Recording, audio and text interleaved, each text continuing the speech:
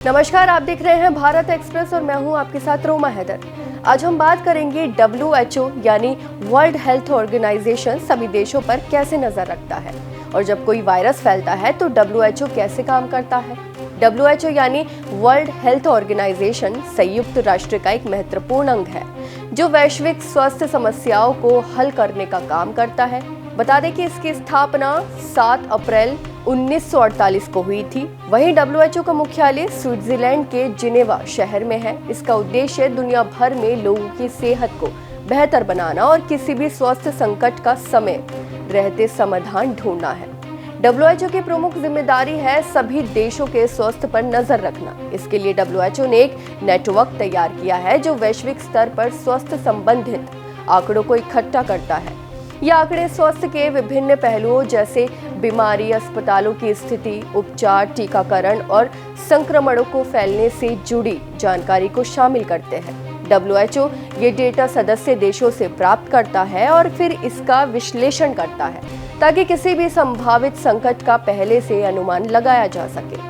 बता दें कि विश्व स्वास्थ्य संगठन यानी WHO के कर्मचारी 194 सदस्यीय देशों के साथ 6 क्षेत्रों में 150 से ज्यादा कार्यालयों में काम करते हैं। सभी देशों में WHO के कर्मचारी द्वारा वायरस समेत किसी भी अन्य बीमारी को लेकर मुख्यालय रिपोर्ट भेजी जाती है। वहीं WHO के 194 सदस्य देशों में भारत भी एक सदस्य देश है।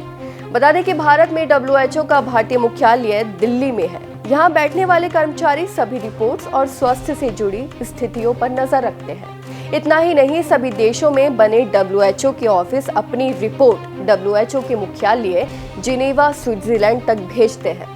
वहीं WHO द्वारा बनाए गए क्राइटेरिया और मानक को हर देश को मानना होता है। वहीं जब कोई नया वायरस फैलता है तो WHO की भूमिका महत्वपूर्ण हो जाती है। सबसे पहले WHO उस वायरस का विश्लेषण करता है और ये समझने की कोशिश करता है कि ये कैसे फैल रहा है, इसके लक्षण क्या हैं और इसका इलाज क्या हो सकता है। जैसे कि WHO पहले उस वायरस से जुड़ी जानकारी इकट्ठा करता है जो देशों से मिलती है। उदाहरण के लिए जब कोविड-19 फैला था तो WHO ने दुनिया भर से कोविड के मामलों की रिपोर्ट्स एकत्रित की और उनका विश्लेषण किया। दूसरा, WHO देश को एक अलर्ट वार्निंग सिस्टम के जरिए चेतावनी देता है। इसका मतलब है कि जब कोई वायरस या बीमारी फैलने की संभावना होती है तो WHO देशों को पहले से ही सूचित कर देता है ताकि वो उस वायरस के प्रसार को रोकने के उपायों की शुरुआत कर सके।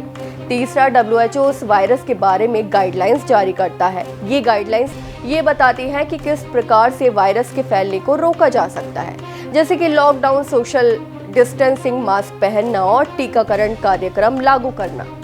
जब वायरस का कोई इलाज या वैक्सीनेशन तैयार होता है तो WHO ये सुनिश्चित करता है कि उसे सभी देशों तक पहुंचाया जाए। उदाहरण के लिए कोविड-19 के लिए WHO ने कई देशों में टीके के वितरण में मदद की।